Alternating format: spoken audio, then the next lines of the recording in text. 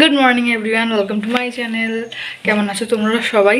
পরপর দুদিন ব্লগ দিয়েছি, দেখা যাক কন্টিনিউ কতদিন ব্লগ দিই। আর আজকে হচ্ছে কি বুধবার, আজকে ওবির উইক অফ, তা ওবি বেরিয়েছে। আর আমি সকাল সকাল উঠে সমস্ত কাজ সেরে স্নান টান কমপ্লিট করে নিয়েছি। তো চলো আজকে সারাদিন কি করি কি না করি আজকে ব্লগটা এখানে স্টার্ট করা যাক। এখন বাজে বেলা 11:30 মতন। তো এখন আজকে আমাদের বাড়িতে হবে কড়াইশুটির কচুরি, তাই জন্য কড়াইশুটি সেদ্ধ করতে দেওয়া হয়েছে। আর এদিকে ময়দা মা মেখে দিয়ে গেছে। তো মা আর কাকিমা হচ্ছে গিয়ে একটু ঘর পরিষ্কার করছে, আমি মোটামুটি রান্নার ঘরে আজকে কাজটা আমি একটুখানি সামলাচ্ছি। ওরা জোগাড় করেই দিয়ে গেছে, আমি একটু খুন্তি নাড়ছি আর কি। তো আমি ভাবলাম ফার্স্টে আলুর দমটা করে নিই, তারপরে হচ্ছে কি কড়াইশুটির ওই স্টাফিংটা বানাবো কচুরি, তাই জন্য আলুর দম বসিয়ে দিয়েছি।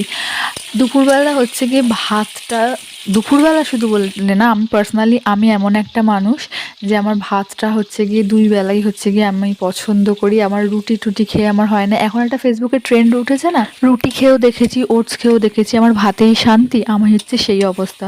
তো এদিকে আলুর দমটা কষানো হয়ে গেছে, এটা এখন হোক, আমি একটু উপরে কাজ সেরে আসি। ছেলেদের কাজ দেখলেই বোঝা যায়, বিছনা গুছিয়েছে দেখো, বালিশ যেমন তেমন, চাদরটাও টান টান করে যেমন প্রেসে গুছিয়ে দিয়ে চলে গেছে। আর ওই যে ওটা কাল রাত্রে, অনেক রাতে, তখন 12:30 একটা রকম হবে হয়তো, মানে কালকে একটু দেরি করে আমরা ঘুমিয়েছি। তো ওইটা হচ্ছে গিয়ে ওখানে বোথ সাইড টেপ দিয়ে ওটা ওখানে চিপকে দিয়েছি। এটা এখানে রেখেছি, এটা ভেবেছি এইরকমভাবে, এখানে আবার সুভদ্রা বলরাম এরকম এইভাবে লাগাবো। দেখছি এইভাবে লাগালে ভালো লাগে না এইভাবে লাগালে ভালো লাগে। তো এখনও দুটো বানাবো, তারপরে যাই ছাদে যাই।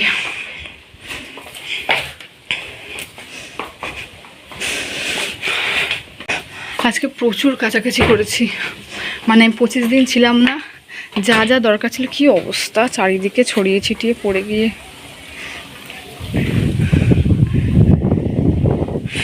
শুকিয়ে গেছে আশা করি।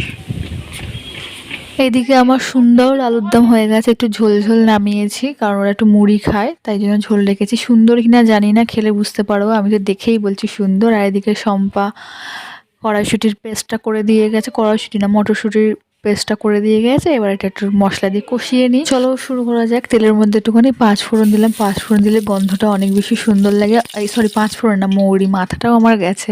আর এইরকম এরকম ডেলি মশলা, ধনে বাটা, জিরে বাটা, আদা বাটা, হলুদ গুঁড়ো। আর এদের বাড়িতে সবাই হচ্ছে গিয়ে বাটা মশলা খায়, সব গোটা গোটা কিনে আনে, এরা খাটতে বেশি ভালোবাসে, তাই গোটা কিনে আনে, এনে বাটে। তা বলি, গুঁড়ো মশলারও যা স্বাদ আর বাটা মশলারও তাই স্বাদ, তো কেন গুঁড়ো মশলা আনো না, কেরকম গোটা গোটা আনো, যারা যেটা ভালো বোঝে। যাই হোক, তো এই থেকে আমি ফার্স্টে হিং দিতে ভুলে গেছিলাম। তারপর তেলটা একটু সাইড করে নিই, মশলাটা একটু সাইড করে নিই, তেলে একটু হিং দিলাম। তো এই পুরটা হয়ে গেলে আমি হচ্ছে কি ময়দার মধ্যে সব পুরগুলোকে দিয়ে লেচি কেটে আমি হচ্ছে কি চলে যাব, কারণ যখন খাওয়া হবে তখন গরম গরম ভাজা হবে আর প্লেটে গরম গরম সার্ভ করা হবে, সেই জন্য। তো আমি সুন্দর তেল ঠেল মাখিয়ে দিয়ে গেলাম যেন একটার আগে একটা চিপকে না যায়। তো খেতে এখনও দেরি আছে, তা কিছুক্ষণ পর ভাজা হবে। বেশ সুন্দর হয়ে ফুলছে কচুরিগুলো একদম। আর অনেকটা বড় বড় করা হয়েছে, যেহেতু দুটো খেলে মোটামুটি পেট ভরে যাবে।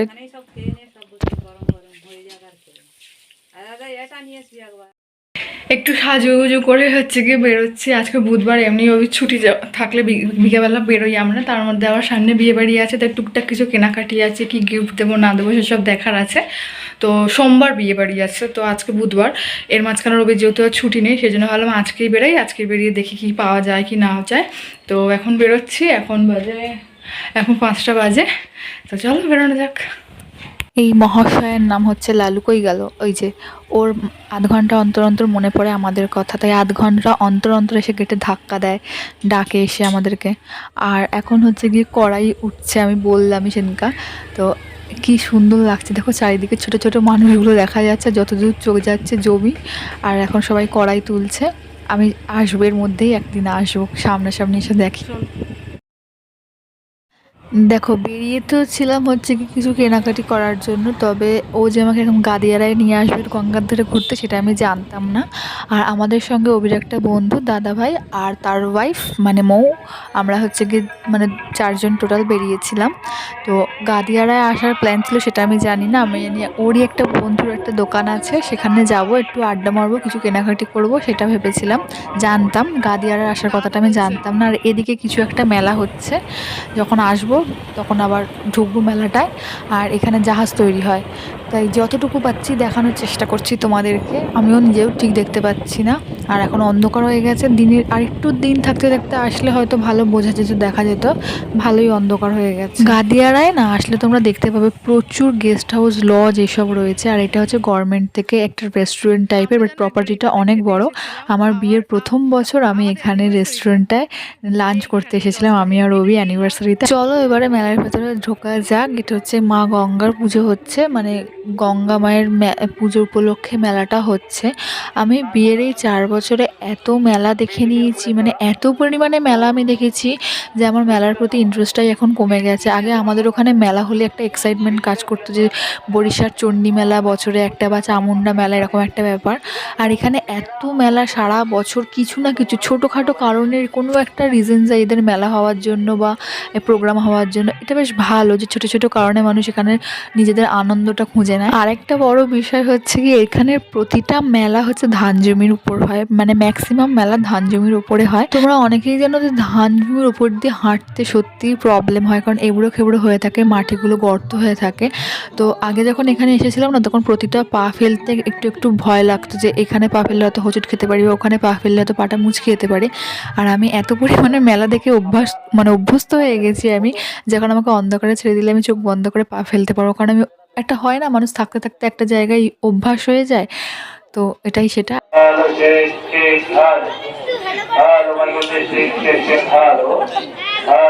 এখানে এত বেশি মেলা হয় যে প্রতিটা মেলায় লোক সংখ্যা কম থাকে, দোকানপাটও খুবই সীমিত থাকে মাঝে কয়েকটা মেলাতে, আর অনেক মেলাতে অনেক বেশি থাকে। তো কি আর দেখাবো, ওখান থেকে অনেকটা রাত হয়ে যাচ্ছিল বলে চলে গেলে আমার বন্ধুর দোকানে, মানে ওই দাদাভাইটার দোকানে। এই সেই ওনার যে গোছাচ্ছে।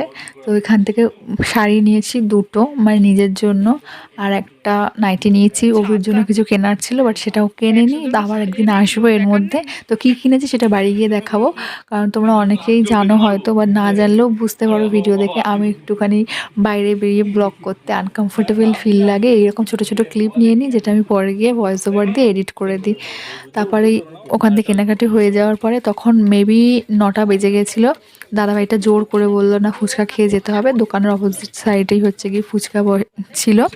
তো এটা ওদের চেনা জানার মধ্যেই, বন্ধুদের মধ্যেই, তাই জন্য জল ফুচকাও ছিল, দই ফুচকাও ছিল, কি খাওয়া হবে তাই জন্য অভি আর আমি ডিসাইড করলাম আমরা দই ফুচকা খাবো, আর বাদ বাকি যারা ছিল তারা হচ্ছে গিয়ে টক জল দিয়ে ফুচকা খাবে।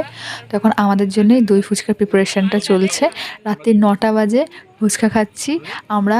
যখন ঘর থেকে বেরিয়েছিলাম তখন কটা বাজে, 4:30 পৌনে 5টা বাজে। তখন হচ্ছে গিয়ে শ্যামপুরে এসে, মানে ওদের যে মেন মার্কেট, সেখানে এসেও আমরা ফুচকা খেয়েছিলাম। মানে আমি লাইফে ফার্স্ট আজকে এতগুলো ফুচকা খাচ্ছি। এমনিতেই আমি খুব একটা টক পছন্দ করি না, যার কারণে আমি ফুচকা খুব একটা খাই না, খুব কম খাই। বন্ধুদের সঙ্গে বেরোলে ওরা খায়, আমি একটা দুটো ওদের কাছ থেকে টেস্ট করি। তাই আজকে যে ফুচকা খাচ্ছি 6 মাসে আমার ফুচকা খাওয়ার নাম নেব না। আর আমার তো হাফ জিনিস মনেই থাকে না, তো কাল বৃহস্পতিবার, সেই জন্য ফুল নিতে হবে। তাই ওই ফুলের দোকানটা দেখে দাঁড়ালে এখান থেকে আমরা ফুল নিয়ে নেব কাল পুজোর জন্য। Good morning everyone, welcome to my channel. তো আজকে ব্লগটা আবার এখান থেকে কন্টিনিউ করছি, কারণ হচ্ছে কালকে আমরা যে এতে গেছিলাম কেনাকাটি করতে, সেটা হচ্ছে অভির একটা বন্ধুর দোকান। সেখানে এত বেশি মজা হচ্ছিল, এত আড্ডাই আর কি গল্প হচ্ছিল, ফুচকা খাওয়া। তো যাই হোক, কালকে অভি আমাকে একটা অ্যানিভার্সারি উপলক্ষে শাড়ি গিফট করেছে, সেটা আমি তোমাদেরকে দেখাবো একটু পর ব্লগে। শাড়িটা আমার খুব পছন্দ হয়েছে। এখন আমি দেখাচ্ছি না, কারণ বিছনা টিছনা এখনও গোছানো হয়নি। অভি জাস্ট নিচে গেছে, বিছনা টিছনা পরিষ্কার করি, ঘরটা পরিষ্কার করি, তারপরে আমি তোমাদেরকে দেখাবো কী কী কেনা হয়েছে। একটা গিফট কেনা হয়েছে, সেটা প্যাক করা হয়ে গেছে অলরেডি, সেটা আর খোলা যাবে না, যেহেতু সামনে বিয়েবাড়ি আছে সেই উপলক্ষে গিফটটা প্যাক করা হয়ে গেছে, সেটা আর খোলা যাবে না। আর আমাকে যে শাড়িটা কিনে দিই সেটা আমি তোমাদেরকে দেখাবো। আমার খুব পছন্দ হয়েছে, বাট হাতে আর 3 দিন সময় আছে, আমি জানি না এখানে কেউ ব্লাউজ বানিয়ে আমাকে দেবে কি না। তো এটাই। তো চলো, আর এই ব্লগটা আবার এখান থেকে স্টার্ট করি।